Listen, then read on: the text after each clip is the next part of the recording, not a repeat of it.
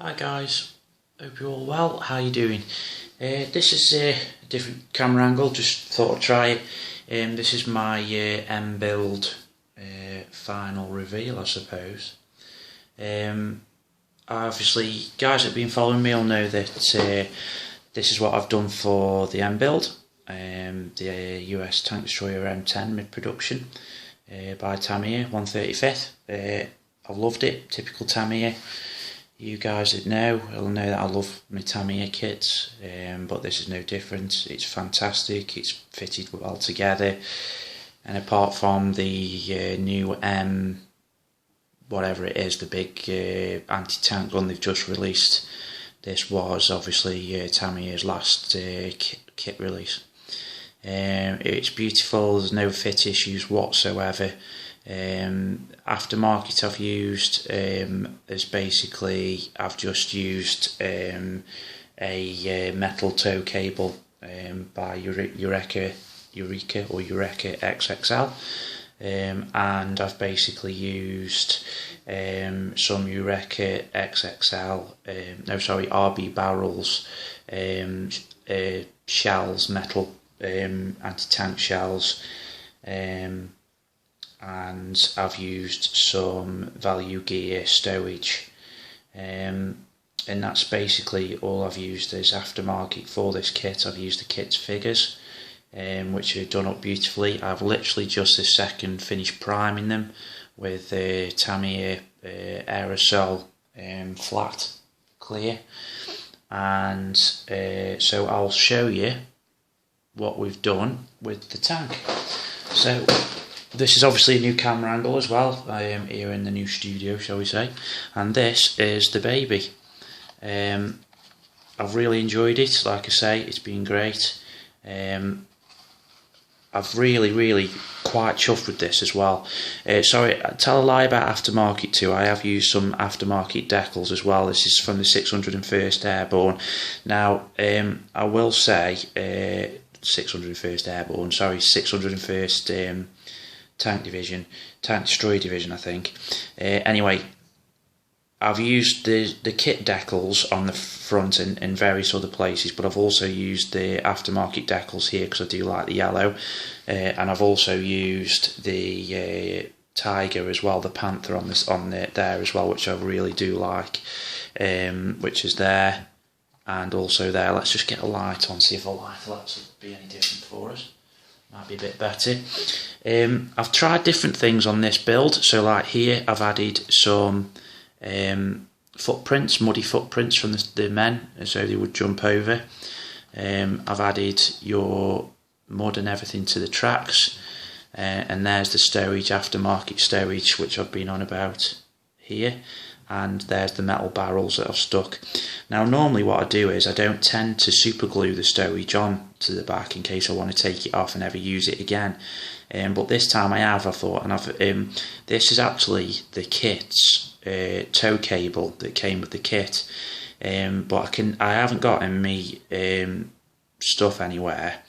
Anything I can use for like tying the stowage down or anything, or any decent stuff. So I thought, you know what, it doesn't look too bad. So and what I've done is I've used a bit of Tamiya tape, cut it to size, and just taped it up and painted it so it looks like it's tied. Something's like a fastener, clipped on. The exhaust and that are all done underneath. I don't know if you can see that well. But I will say, like I say, I'm quite pleased with how it's turned out for a change, because I never ever like my work. I think it's awful. But on this build, I will stick my neck out, and I do quite like it. All the reference pictures I've been using, I haven't seen anything with any sort of major rust on it, but I've added just a little bit on the aerial here, and just a little bit on one of the bogies just here. But other than that, I've really enjoyed the build. It's been very enjoyable. The metal shells here, cases, obviously were very shiny when you first buy them, so I just used a bit of AK Interactive's rusty stuff that makes the barrels and that go rusty, you know, and the metal tracks.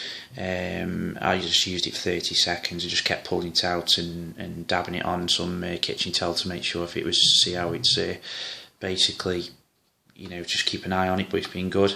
But yeah, I've really enjoyed it. This is actually stuck on with a bit of more Tamiya tape as well here. I don't know if you can see. Again, it's not perfect, but I'm quite happy with it. A bit of rust I added onto the tow cable there, and then basically we'll see. I added the chipping a little bit late, which I forgot to add some chipping. I didn't do any chipping whatsoever onto the kit, and I was a bit miffed afterwards. I stuck the machine gun as well, which is here, is actually supposed to be on the kit there, but I didn't want it there because I wanted it to look as though they're in action and something's in the disc, because they're actually, you'll see by the figures in a minute how it looks like they're looking at something in the distance. So I put that there, the machine gun, the Tommy gun, is it just there, I've put, and then I don't know if you can see too much on the inside of the interior, but that's basically the interior. No, you can't really see all that well, but yeah, I've used a few pigments as well, which I've quite enjoyed doing, you know, dusted it down afterwards. The fading and that you can see, there's a bit of pigment work on the mud and everything in the dust on the inside there. You can't 100% see because obviously the light's not great, but yeah, that's it. Like I say, I'm overall impressed with it and pleased with it for a change, for a bit of my work. Like I say, I don't normally like my work, but I'm quite chuffed with it. I've added bits of oil to here, where the caps are for the engines and that, and a bit there underneath the rope that you can't see, but I used Mig Ammo's oil extras there. But yeah, going on to the fading here and around where the crew will walk and go in, I used the Abteilung Mig oils and faded it, you know, and just used a bit of white afterwards with it being olive drab. I did have the idea, what I wanted to do before I did was the pre-shading and all that type of thing, but I totally forgot afterwards, and I did it all and stuck the flaming base coat down and totally forgot about it. Then I thought I'll do it afterwards and just basically add a bit of white to the to the paint and go over the top where obviously it'd be lighter areas, and then add a bit of black to the paint, to the base colour and all that, but I generally forgot afterwards, so I thought forget about it, I'll just use the oils. I've had great rewards and results using oils before, so I thought I'll give it a go and try it on my last Panther build that I did, a buddy build with Brett. I got good results with that, so I thought why not. The chipping that I added later, the last thing I added the chipping was on the barrel here. I've just done as obviously when it's turning, and that it will catch branches and trees and all sorts of things. But yeah, overall I'm very, very pleased with it, how it's turned out. Obviously you're never 100% chuffed with your work, but this one I actually am. I am not 100% because obviously you always get things that you know you can change and do better, but this one I am actually quite chuffed with. And then we'll come over to the figures. The figures are still on cocktail sticks, so you'll have to excuse me. We'll start with what looks like the Commander at first. We'll move the tank out the way. He's still on cocktail sticks because, as I say, I literally just finished sticking gloss on them. Basically what I've done is, you can't really see again because this camera's not the best. I don't know if you can see. Let's just see if you can see any better this way. Sorry, I'm actually just working on my Abrams at the minute with the full interior, the Ryefield one, so I'm priming it at the minute. Still got the lower hull and deck to do, but just priming the turret with all the interior. It's absolutely amazing. But anyway, yeah, so what I've done is your basic usual colours. These are the kit figures that come with the kit.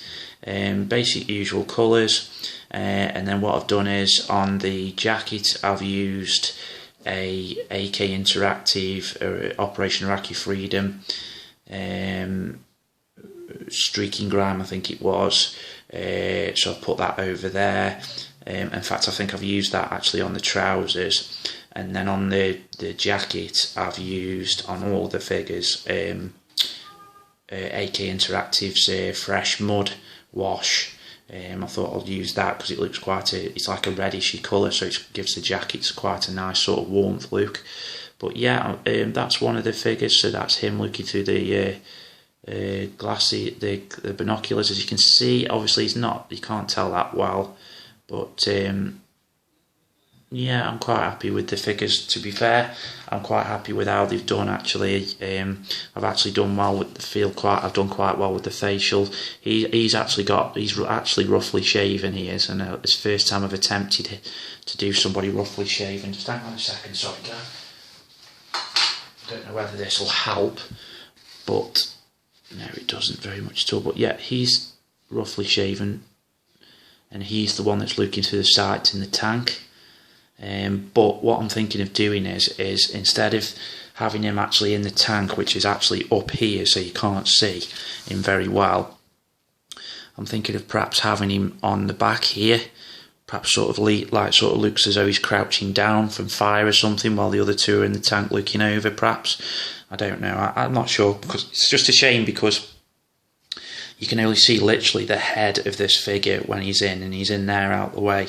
So, and I have no intentions of actually sticking these guys into the tank, because obviously, you know, for future reference you might want to, I don't know, use them for something else. So that's him, and then here's the loader. This is actually a metal barrel, but obviously I don't want to rust it or anything at the minute, because obviously it's going to be a fresh round of ammunition he's loading into the barrel here. So obviously I don't want to rust that barrel at all. I've added a little bit of chipping just around the paint on the explosive reactor part at the front, and then I've added super glue to the hands, obviously with it being metal to stick to plastic. Again, the washes I've done are exactly the same on every figure, and the goggles actually come with the kit itself, which is really good. I've added like a bit of marking on the back of this guy's helmet here, but I don't think you can see too well on that. But again, yeah, I'm quite happy. Again, I've put the eyeballs in and the lips and the shading around his face. Obviously, you can't see too well because of you know, where the lighting and that in it. But yeah, I'm quite chuffed with this. So yeah, altogether, I am pretty happy with this build. So that, in a nutshell, is my group build final reveal, and I've thoroughly enjoyed it. So there you go, that's it. And also, just to add on, I have had about 3 or 4 people ask, in fact more than that now, ask, I think it's coming on to about 14 or 15 to be fair, saying that they can't get their project finished by the 10th, which the date is now the 7th, is it, today? Yeah, it's the 7th, so there's 3 days left, which we had put for the target. Now, again, I said with my progression I would extend it if needs be, and because of all the other sort of group builds starting and all that, I think it's only fair that we do extend this. So this is going to be official now, that we're extending this group build now till, shall we say, January the 31st, so the end of this month, to give people a chance to finish and start and get little projects done that they want to. So it is now officially the 31st of January at 12 o'clock at night. So when it ticks over to the 1st of February, the group build will finish, and obviously we'll draw and have a look at the winners the first week of February and see. But yeah, so it's extended now, so the group build will be now finished on the 31st of January. So thank you to all you guys that are taking part. It really is. I'm really chuffed with everything. It's great to see, and it does warm my heart to know that I was expecting 2 or 3 people and that was it to take part, but I'm overwhelmed with it. And also I'd just like to add and extend a special massive thanks to International Scale Modeller, Paul and Lee. Without their help we wouldn't have had so many people taking part. It really is. I really am honoured, especially with such a well-known and cracking website. And Paul, I speak to mainly. Lee, I watch obviously every monthly update, and you do. I think it's great. But I have more contact with Paul, and Paul is such a genuine, lovely guy. I've spoken to privately a few times, and I do think a lot of him. And Hannah and James too, thanks ever so much for all your hard work that you've put in for making this group build what it has been. And like I say, I've thoroughly enjoyed it. I really have. But thank you to International Scale Modeller Paul and Lee, and the family. I really do thank you ever so much for all the efforts you've put in. I couldn't thank you enough, and just brilliant.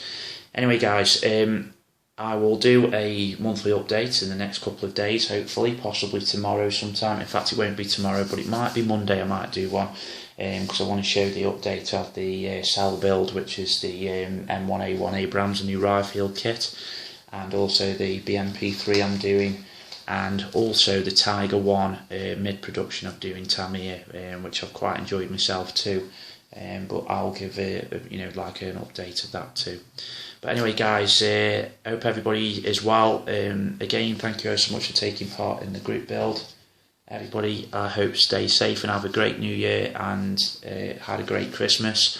And let's ever see more and more projects done, and happy modelling to everybody. And may the force be with you.